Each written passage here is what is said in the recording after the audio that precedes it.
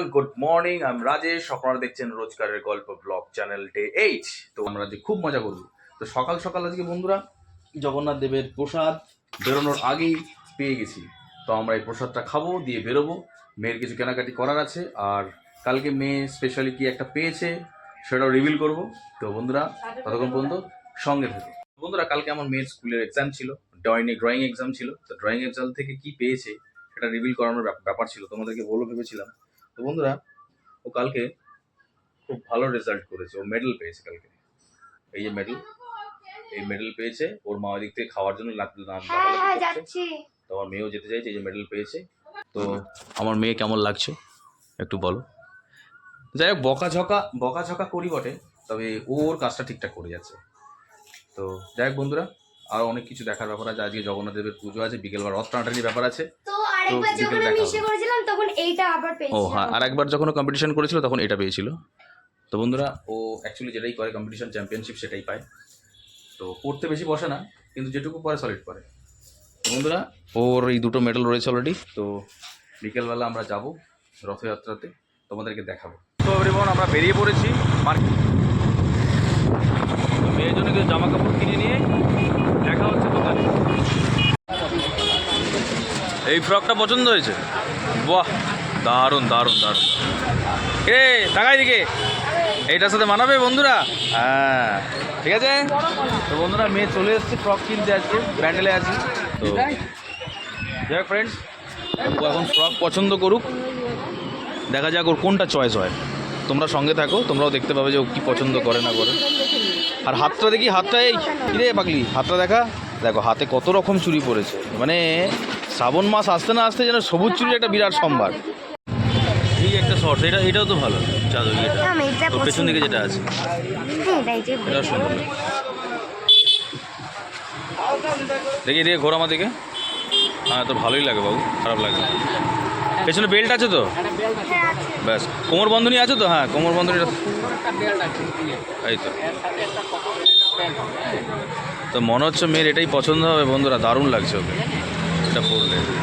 So good evening friends, দেখো আমার মেয়ে এই এখন তিলক পড়ছে। এই যে তিলক, হ্যাঁ তিলক পড়ছে, রথ সব ঘুরতে যাবে। তো এই যে দেখি একটু হাই করে দাও।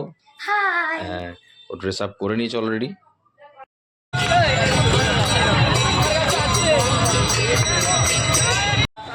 সো বন্ধুরা আমরা বেরিয়ে পড়েছি রথ টানতে। রাস্তায় কত মানুষের ভিড় তোমরা সবাই দেখো।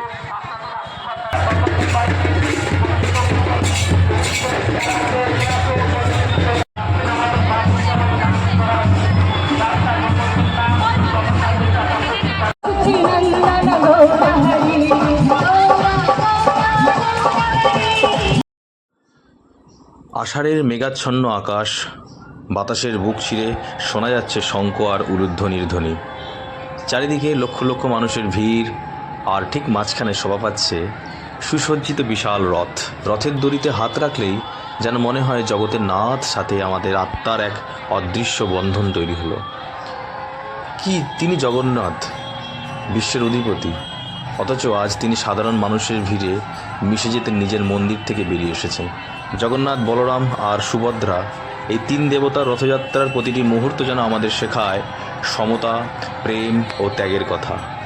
যখন রথের দড়ি টানি তখন শুধু চাকা ঘোরে না, মনে হয় আমাদের অহংকারও চুরমার হয়ে যায় তার চরণের স্পর্শে। আসুন এই পুণ্য লগ্নে আমরাও হৃদয়ের সেই চিরন্তন ভক্তি আর বিশ্বাসকে অনুভব করি। জয় জগন্নাথ, সগর্ভে প্রেমের সাথে বলো জয় জগন্নাথ, জয় জয় জগন্নাথ। আমরা প্রায়ই ভাবি ভগবান বুঝে অনেক দূরে, আকাশের অনেক উপরে, কিন্তু রথযাত্রা আমাদের শেখায় এক অন্য সত্য। তিনি কোনো সীমানায় আটকে থাকতে চান না, তিনি নিজেই চেয়েছেন তার ভক্তদের দোরগোড়ায় নেমে আসতে।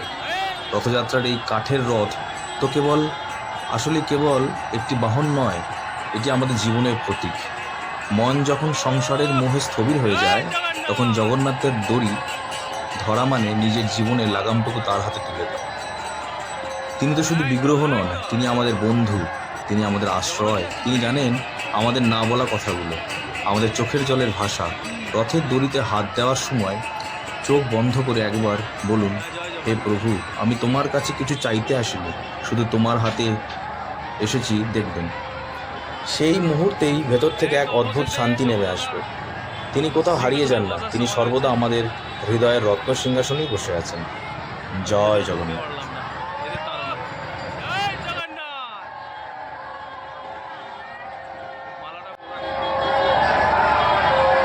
এই তো জগন্নাথই আসছে তো নাকি?